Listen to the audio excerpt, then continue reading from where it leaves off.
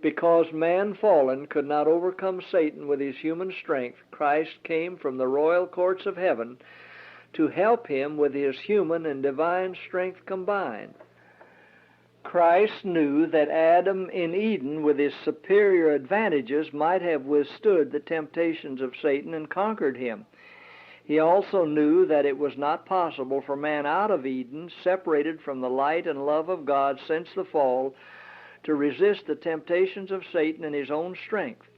In order to bring hope to man and save him from complete ruin, he humbled himself to take man's nature, that with his divine power combined with the human he might reach man where he is.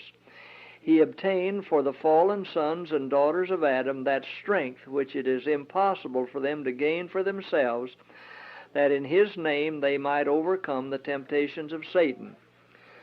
The exalted Son of God, in assuming humanity, draws himself near to man by standing as the sinner's substitute.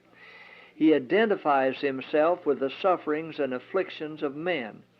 He was tempted in all points as man is tempted, that he might know how to succor those who should be tempted. Christ overcame on the sinner's behalf. Jacob in the night vision saw earth connected with heaven by a ladder reaching to the throne of God.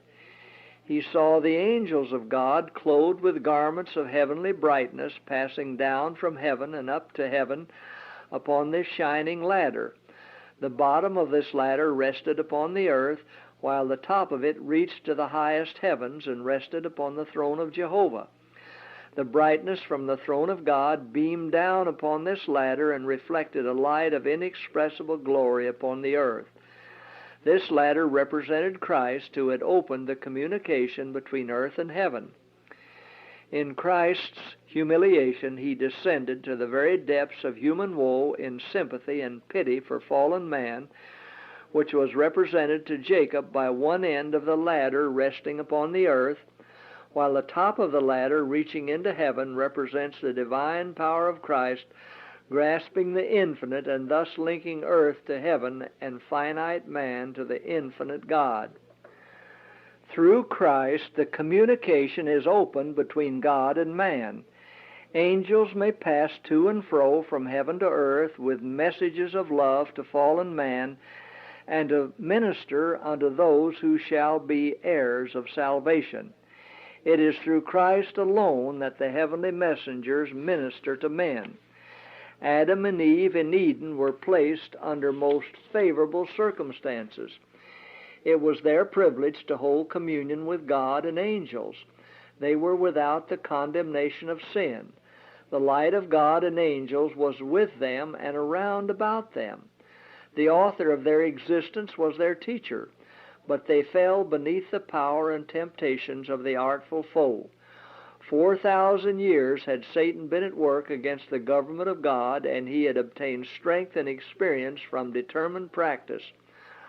Fallen men had not the advantages of Adam and Eden. They had been separating from God for 4,000 years.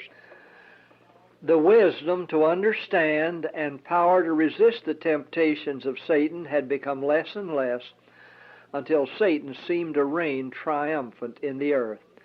Appetite and passion, the love of the world, and presumptuous sins were the great branches of evil out of which every species of crime, violence, and corruption grew.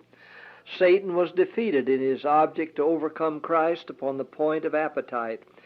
And here in the wilderness, Christ achieved a victory in behalf of the race upon the point of appetite, making it possible for man in all future time in his name to overcome the strength of appetite on his own behalf.